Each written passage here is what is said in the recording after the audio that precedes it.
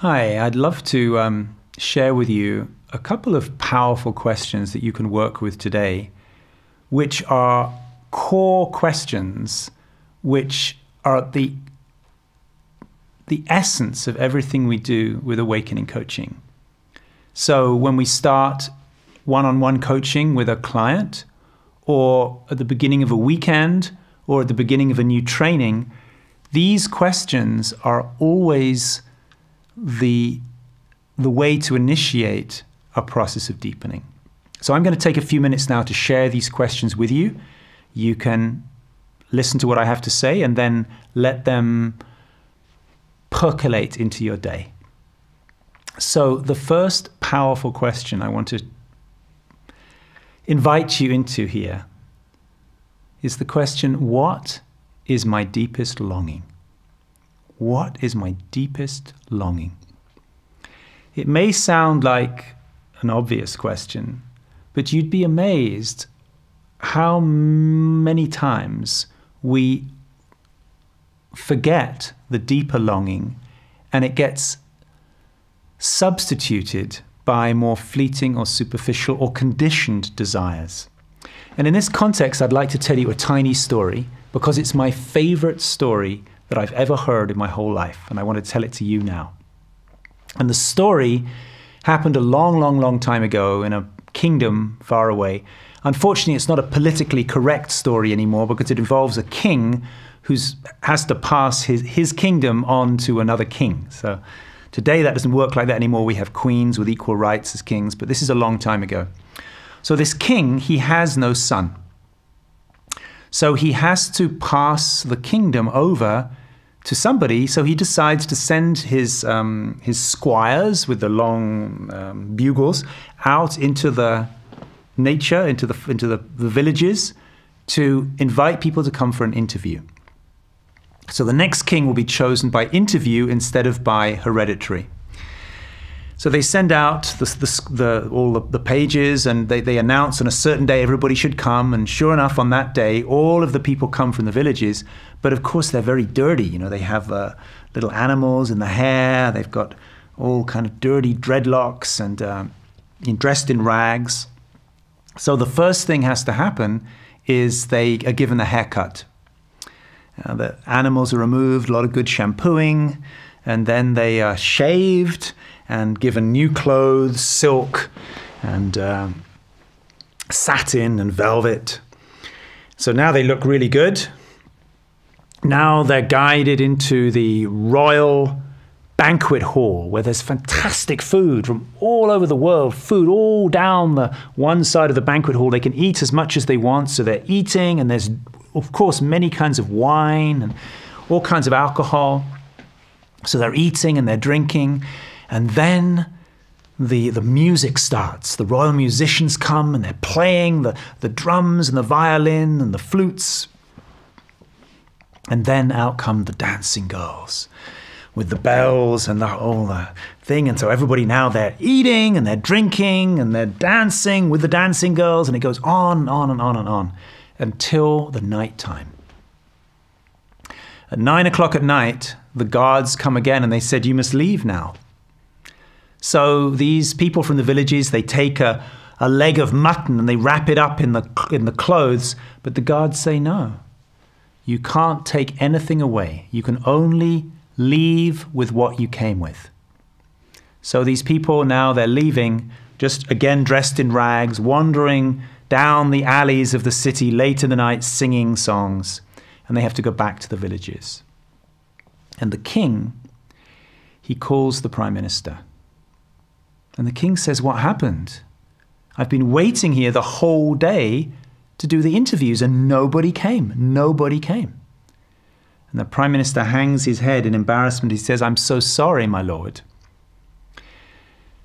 But you provided so many good things for them, so much entertainment, that they all forgot why they came."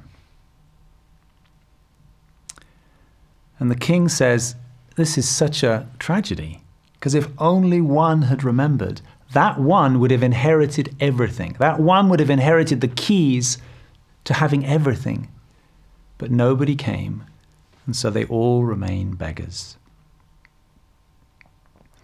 And I wonder if already, as you hear that story, if you might begin to sense some allegorical meaning to the story. Because in a way, I feel like we, all of us, are subject to forgetting why we came. It happens when you have a child. When you know you're going to have a child, you have a vision of raising the child in awareness, in love, in the Dharma, and freedom. And then we get busy with driving to the football and homework, and we forget the original intention. When you start a business, you have a vision of helping the planet, of really doing business in a conscious way, of being relaxed and creative. And then we get busy with the bottom line and money, and we start to cut corners. So in every area of life, we forget why we came. So this is a very, very powerful question. If you have time, I would recommend to you to set aside a whole day or even 2 days completely alone, where you can go in the forest and just stay with this question. What is my deepest longing? Why did I come? What is it that really gives my life meaning and purpose, that is intrinsically fulfilling?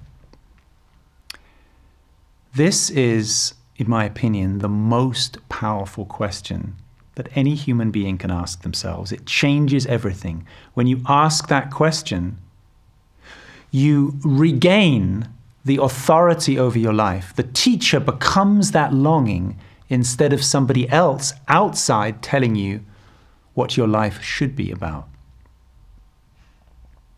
So let's start with that. Really allow this question to percolate into your day. Maybe you can take a whole weekend with this question. What is my deepest longing? Why did I come? Why am I here? What is it that I can give my energy to, which will really make my life meaningful, so that one day I can die in peace with the feeling of, I did not get distracted. I gave it all. A kind of secondary question to that, which will still belong in that category, is then to evaluate your life now, to look at how you spend your time, to look at who you spend your time with, to look at where your energy goes and to see, is it in alignment? Is the way that you live each day in alignment with your deepest longing? Or is there distraction? Most people, if they're honest, if we are honest, we discover many, many, many kinds of distraction. We can be gentle with ourselves. There's no need to beat yourself up or blame yourself, but it's a good wake up to ask yourself, if this day really mattered, if this week really mattered, if this was the day to live it all, then what would be important? The second powerful question I want to share with you today, which is at the very essence of awakening coaching, is to ask yourself, would I prefer for this to be simple or complex? Now that may, again, it may seem like an obvious question. Well, of course I'd rather it be simple. But actually, even though we might say, yeah, of course I'd rather it be simple, if we look at how we lead our lives, many times our actions, our choices reflect a preference for complexity.